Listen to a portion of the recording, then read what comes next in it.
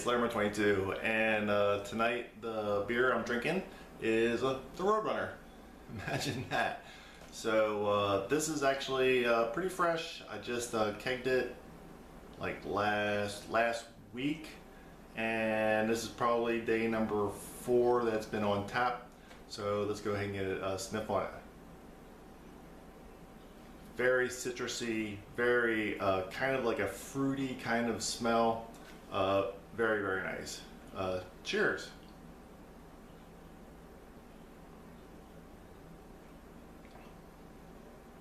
It's a very solid beer. The first pour I had out of it, I was like, man, this is bitter. It is way bitter.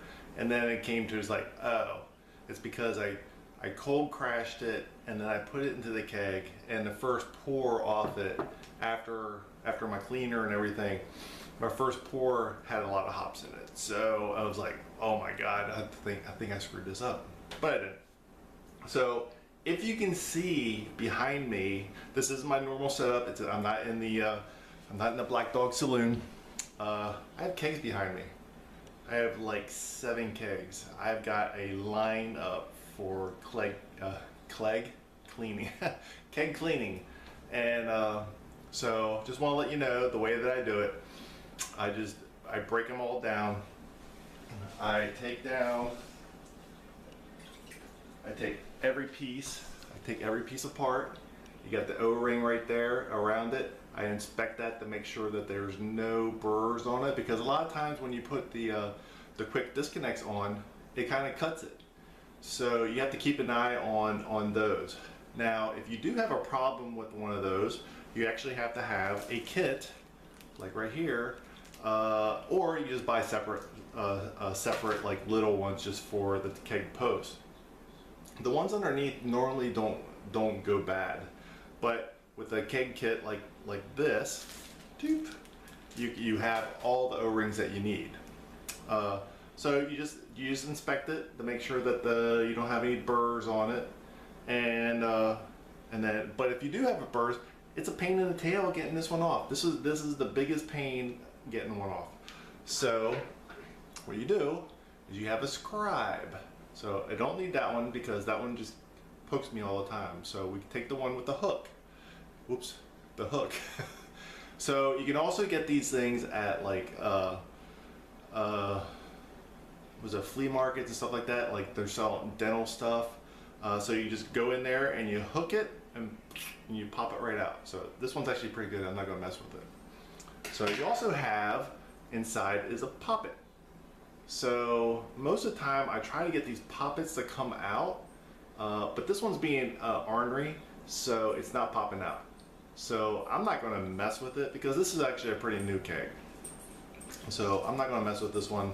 I did pop it down a couple times to see if I could get some cleaner in it. So I'm pretty sure that the cleaner got in there and everything like that. So next we have to clean the post and inspect.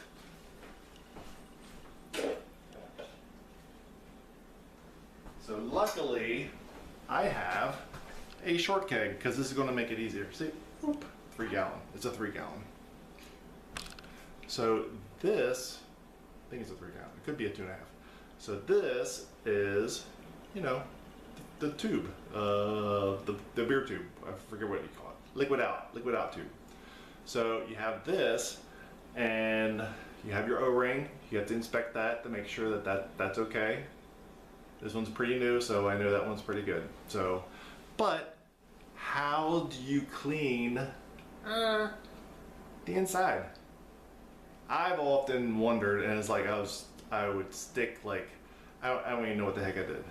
So, but you can buy one of these long thing. I think it's actually made for, it's 5 foot long. It's actually made for the draft line.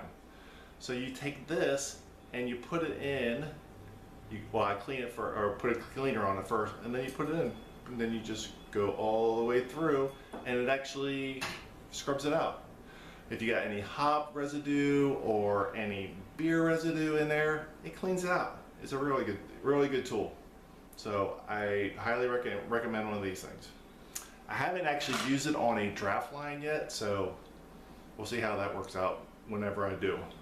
But I'll let you guys know. So let's get another sip on my beer. Cheers.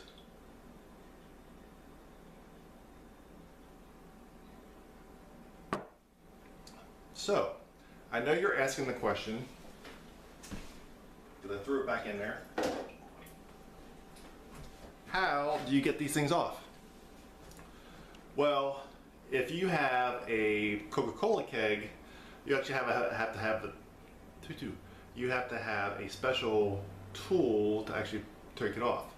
But with the Pepsi kegs, you actually can use, this one here is a 7/8. So this is my normal, this is what I have, most of my kegs are 7/8. So you just put that on there and pop it off. So you have to have the, I think it's like the high, it's like 32 bits, I think it is. But you have to have that because that one is actually what is on normally on the gas side.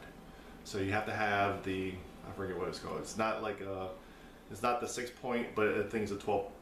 I think it's a 12 points, not 32. So you have to have that. So this is the main one, 7/8. So if you look, I put electrical tape around the stuff that I use all the time. So if you have the other size, it is a 11/16. So it's a little bit smaller, and normally that one does not have the high 12 point connection. It is it's normally just, you can just use this one here. So the open end side. So there you go. So you have this and this, we're all set right there. So what was the other thing that I want to point out with this? Oh, one other thing that I want to show you was I use to mark, because I have 7 kegs back here messing around. So a lot of times the tops, you see I'm prepared for this Homebrew Wednesday.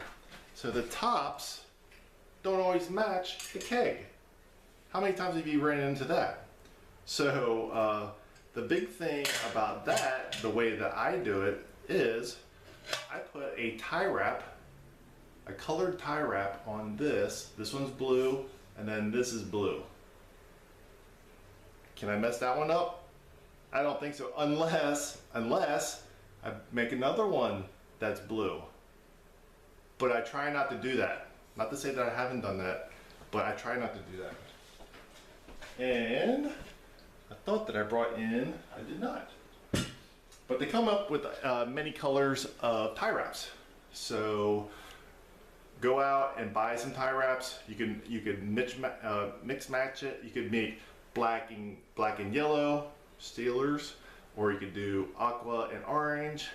I haven't found aqua yet. I have orange ones and stuff like that. So, and I believe that's all I got for today. So cleaning kegs, that's pretty much all you have to do is break it down, inspect the O-rings, make sure that you're not messing those up, and because you don't replace them if you don't need to.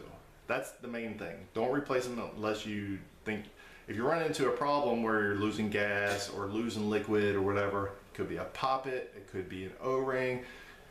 How many times have you actually put it down where like you didn't tighten it down? Like I'm doing 7 kegs here. I will probably, hopefully not, I might mess up one of these and not tighten it down. When you're actually filling it up, I actually clean it again, but these are all dirty, so I have to clean them. So I break them down like every single time, because it's not that much more time, especially if I put them in a whole line like this. This will probably take me about an hour to clean them all. I'll run through a keg washer. I just do shaking, clean, and blah blah blah, and it works. So anyways, that's how I clean my kegs, and I just do the cleaner, but then once I'm getting ready to keg it, then I put the sanitizer in and everything like that. But it's already clean. Cleaner one more time, sanitizer, boom, I'm done. Okay, so anyways, Happy Homebrew Wednesday, and I'll see you guys next week. Peace. More runner.